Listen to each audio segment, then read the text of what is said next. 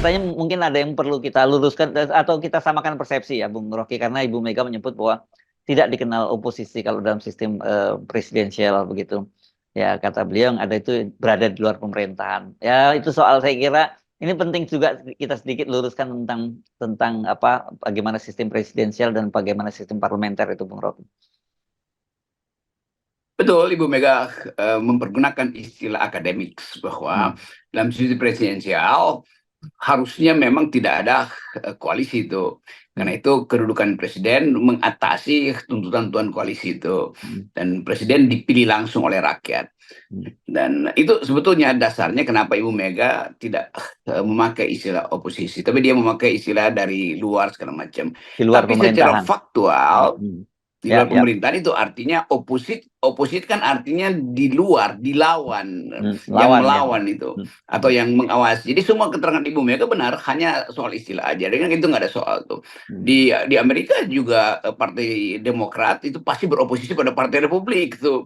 Dipakai istilah oposisi di situ tuh. Karena jurnalis nggak mungkin menemukan istilah yang lain dari istilah oposisi yang udah biasa tuh. Di dalam sistem presidensial, pers pasti mengucapkan kata opposition leader, yaitu pemimpin partai di dalam sistem presidensial yang dalam dua partai misalnya yang beroposisi terhadap pemenang. Tapi poin yang lebih penting pada Ibu Mega adalah sikap politik dia untuk tetap berada di luar tuh.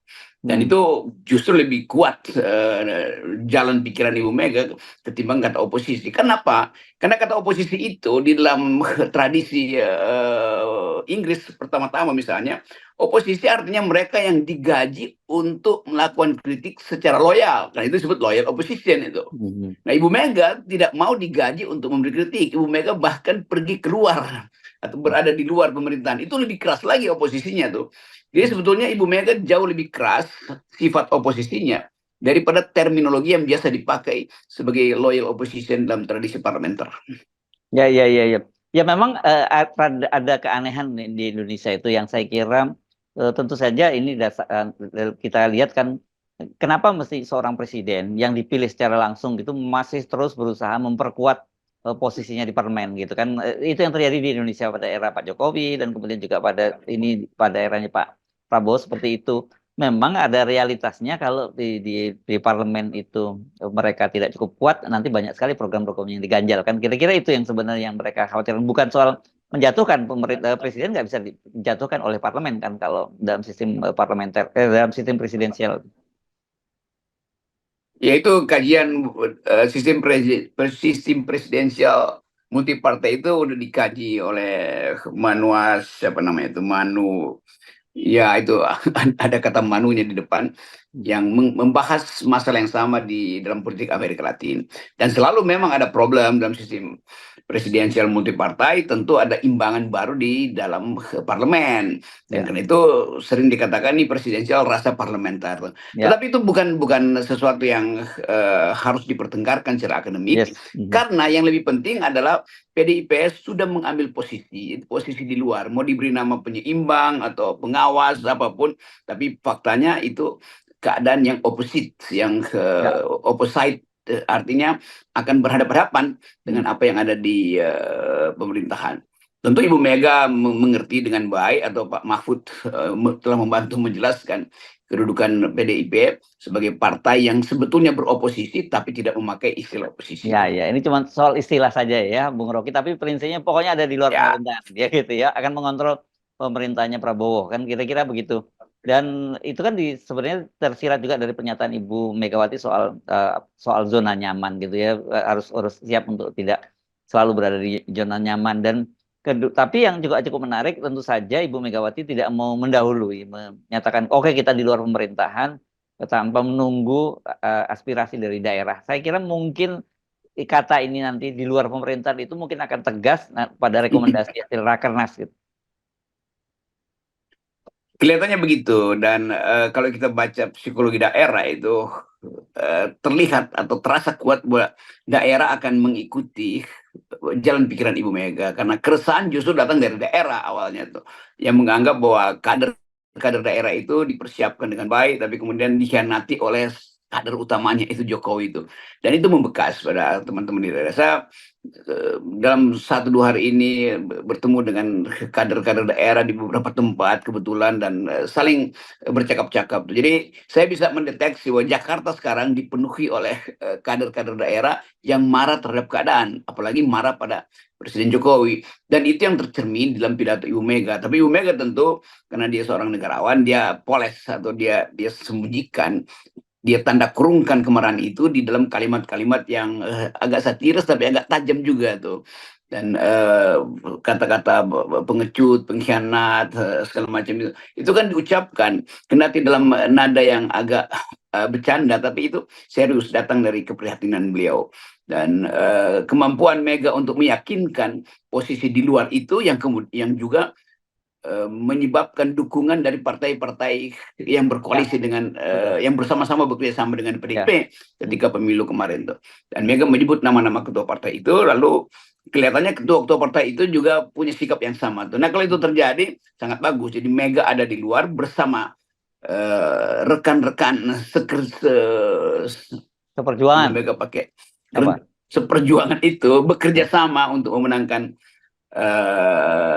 saudara Ganjar dan Pak Mahfud, dan terlihat juga Pak Ganjar dan Pak Mahfud konsisten dengan sikap Ibu Mega, akan berada di luar, tidak ingin dipinang untuk masuk dalam kekuasaan. Jadi secara etik sudah terjadi pembelahan atau pembedaan paradigma, ada yang di dalam dan ada yang di luar. Itu artinya dengan mudah kita lihat nanti konsistensi sampai ke daerah. Jadi jangan sampai kader-kader di daerah yang sudah diputuskan nanti di Rakernas supaya berada di luar, tiba-tiba tergoda buat masuk karena kepentingan koalisi di daerah, itu beda lagi itu kan. Jadi kelihatannya politik Indonesia justru diuntungkan dengan posisi Megawati yang memilih untuk ada di luar dan mempersiapkan masa depan melalui kaderisasi yang harusnya makin ketat.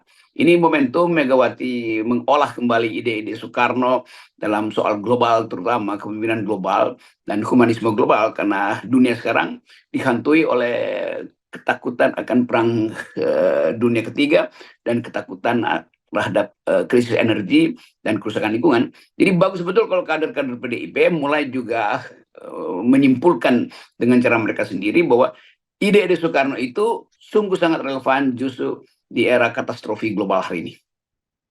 Oke, ya ini memang mau tidak mau sekarang PDIP tentu saja yang menjadi fokus perhatian publik ya, Bung Rocky, karena kita tahu bahwa dari 8 partai yang masuk ke parlemen pada pemilu kali ini kan ya tinggal PDIP dan PKS gitu. Tapi tentu karena hari ini adalah PDIP yang melakukan rakernas, tentu fokus perhatian pada publik kepada PDIP, dan kebetulan juga PDIP ini sebagai pemenang dalam pemilu kali ini. Jadi tetap posisi mereka ini sangat signifikan, dan bagi bangsa ini apakah mereka ada di luar pemerintahan, ada di dalam pemerintahan juga, itu juga meaningful juga loh ya Bung Rocky.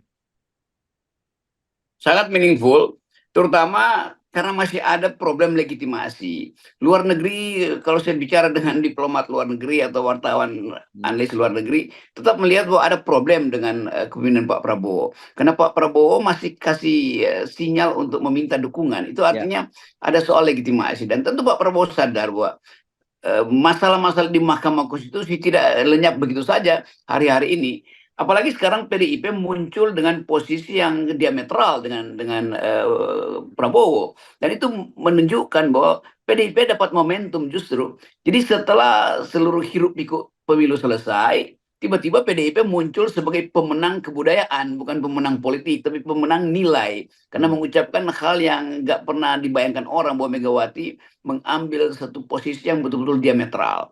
Dan kenyataan-kenyataan ini yang akan kita lihat di daerah. Jadi bayangkan misalnya Pak Prabowo sedang menyusun kabinet, ditekan oleh koalisinya, sementara Ibu Mega dengan santai mengatakan bahwa kami akan berada di luar, dan itu akan jadi pembicaraan publik. Dan mungkin sekali juga di tempat-tempat yang terpencil di daerah, semua orang dihidupkan kembali, khususnya Wong Cili, bahwa ada harapan bahwa kepemimpinan politik Ibu Mega itu menelurkan satu wisdom baru, satu kebajikan baru, yaitu tidak malu menjadi oposisi, kendati kata oposisi tidak dipakai, tidak malu untuk tidak berada dalam kekuasaan. Nah, ini sebetulnya cara baru untuk memuliakan politik demokrasi. Ya, kan sebenarnya dimulai dengan ketika Pak Prabowo akhirnya masuk kabinetnya Pak Jokowi dan diikuti oleh Sandiaga Uno, dan kemudian pola yang sama itu kemudian diadopsi juga oleh Pak Prabowo dengan menarik partai-partai yang kalah, calon presidennya kalah pada Pilpres lalu masuk ke dalam kabinet. Ini kan kemudian sebenarnya orang jadi bertanya-tanya, ini apa sebenarnya yang terjadi dengan bangsa Indonesia ini? Kan begitu, dan selalu ada justifikasinya, oh ini seluruh komponen kita ingin gotong royong karena semangat bangsa Indonesia gotong royong. Jadi seluruh komponen kekuatan politik harus bergabung dalam pemerintahan. Kan begitu justifikasinya selalu. Nah sekarang terbalik, nggak mungkin justifikasi itu diucapkan secara kontras dengan Ibu Mega. Kan nggak bisa dibilang Ibu Mega nggak mau bergabung karena itu berarti Ibu Mega tidak mendukung persatuan bangsa. Itu kacau nanti ya. Justru Ibu Mega yang dari awal PDIP itu mendukung persatuan bangsa karena sila ketiga Pancasila itu dirumuskan dengan kuat oleh pendiri PDIP, yaitu Bung Karno sendiri, pendiri ideologis maksud saya.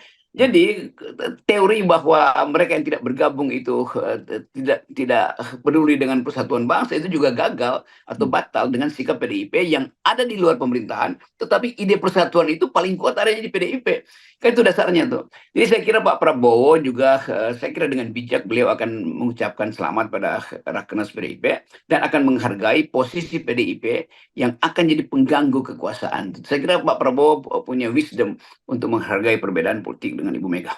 Yes, saya kira hari-hari ini setidaknya esok dan sampai tanggal 26 nanti memang fokus perhatian publik pada PDIP, dan kalau kemudian akhirnya PDIP itu menyatakan posisinya berada di luar pemerintahan, saya kira masih ini menimbulkan harapan pada publik bahwa masih ada semacam apa ya, kesadaran, ada kewarasan politik di kalangan partai politik kita gitu. Iya, kewarasan politik datang dari perhitungan yang matang bahwa partai PDIP harus jadi partai kader yang mengembalikan marwah dari demokrasi, mengucapkan kembali janji proklamasi, dan mengingat peran dari ajaran-ajaran Bung Karno. Saya kira itu yang tidak pernah bisa dipahami oleh Pak Jokowi, dan Pak Jokowi kelihatannya memang akan jauh tersisi dari politik Indonesia karena dia tidak lagi dihargai atau tidak lagi dianggap sebagai kader oleh PDIP. Jadi Jokowi kalau dia dianggap bukan lagi kader PDIP, itu artinya dia kehilangan harga politiknya. Dan kita tahu harga politik Jokowi itu hanya ada kursnya itu ketika ada di PDIP. Kalau Jokowi pindah ke PAN, pindah ke Golkar, ya tetap dianggap itu buangan dari PDIP itu. Jadi seseorang yang tidak berguna di partai awalnya ditampung oleh partai-partai lain, ya makin nggak berguna lagi jadinya kan. Jadi devaluasi atau devaluasi politik terjadi pada Jokowi hari ini. Oke, baik, Bung Rocky, terima kasih, kita ketemu lagi ya, tetap 0% ya. Ya, selamat berrakernas PDIP Perjuangan.